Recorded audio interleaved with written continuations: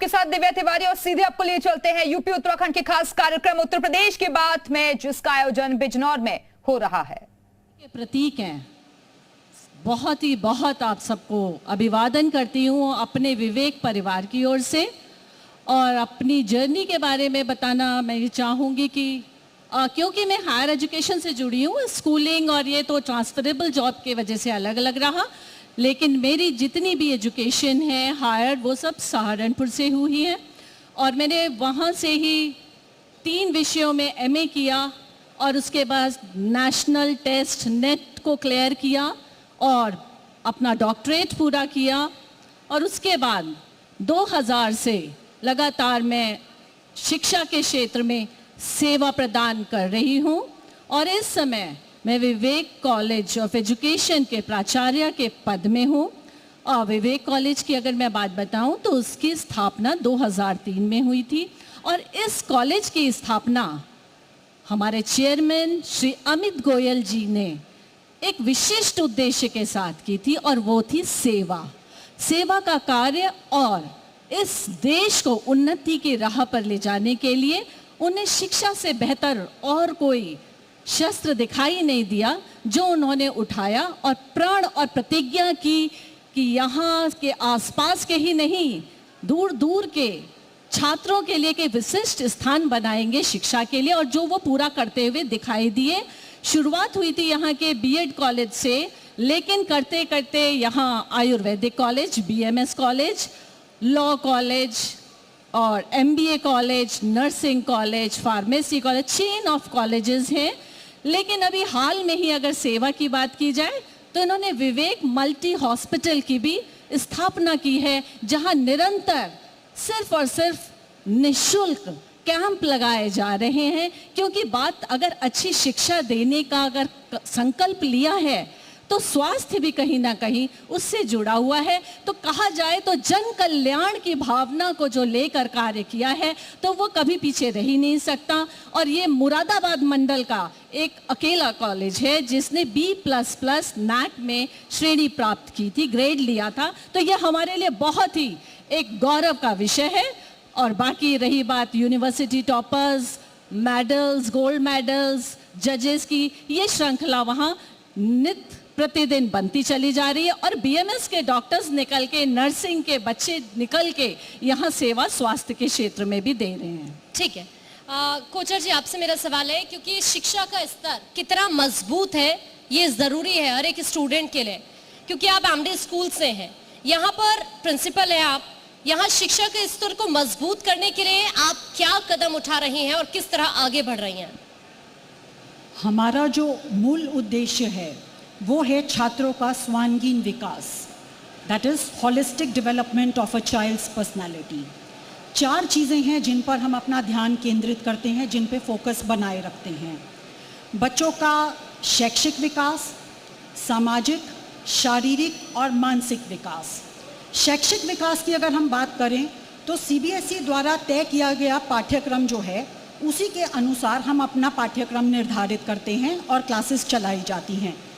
समय समय पर सिलेबस की स्क्रीनिंग की जाती है और आवश्यकता अनुसार कक्षा 11 में हम नए विषय जोड़ते हैं। जैसे इस साल भी हमने कक्षा 11 में अप्लाइड मैथमेटिक्स और लीगल स्टडीज़ को जगह दी है। बच्चों की मानसिक विकास के लिए हम समय समय पर तकरीबन हर सप्ताह कुछ ऐसी को करिकुलर एक्टिविटीज़ ऑर्गेनाइज करते हैं जिससे बच्चे अपनी मानसिक क्षमता के अनुसार अपनी क्रिएटिविटी का प्रदर्शन कर सकें और एक दूसरे से कुछ सीख भी सकें। शारीरिक विकास के लिए स्कूल में खेल कूद को काफ़ी महत्व दिया जाता है।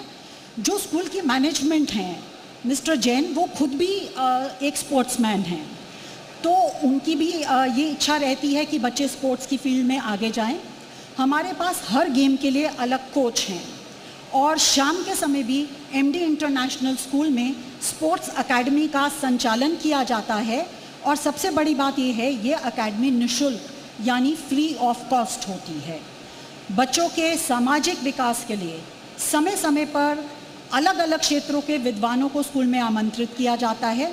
वो आते हैं, बच्चों से बातचीत करते हैं, उन्हें अपने संघर्ष और उपलब्धियों के बारे में बताते हैं, जिससे बच्चों को काफ़ी कुछ सीखने को मिलता है, बच्चे प्रोत्साहित होते हैं। ये सब चीज़ें बहुत ज़रूरी हैं, लेकिन अक्सर ये देखा गया है कि कई बार ऐसा होता है हम मुख्य चीज़ों पे, बड़ी बड़ी चीज़ों पे तो ध्यान केंद्रित करते हैं, लेकिन जो छोटी चीज़ें हैं लेकिन बहुत ज़रूरी हैं उन पर से ध्यान हट जाता है। सबसे बड़ी चीज़ जो आज ज़रूरी है वो है बच्चों की सुरक्षा। एमडी इंटरनेशनल स्कूल का अपना बहुत बड़ा ट्रांसपोर्ट नेटवर्क, परिवहन व्यवस्था है।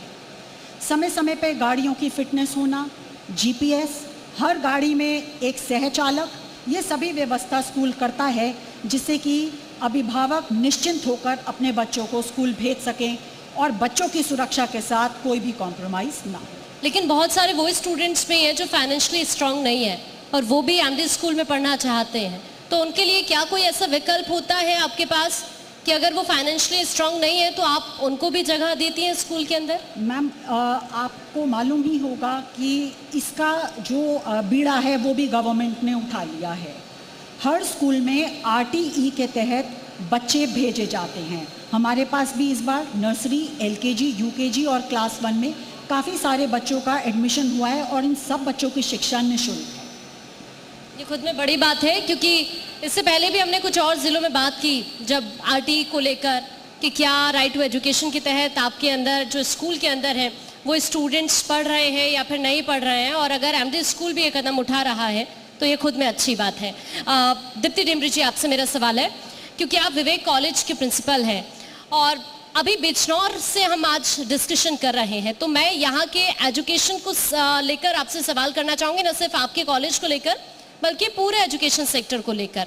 क्या आपको लगता है कि आज जो यहाँ पर बिजनौर के अंदर शिक्षा का स्तर है वो जो इस वक्त है पूरी तरह मजबूत है, या आपको लगता है कि अभी कमी है जिसे दूर करने की ज़रूरत है?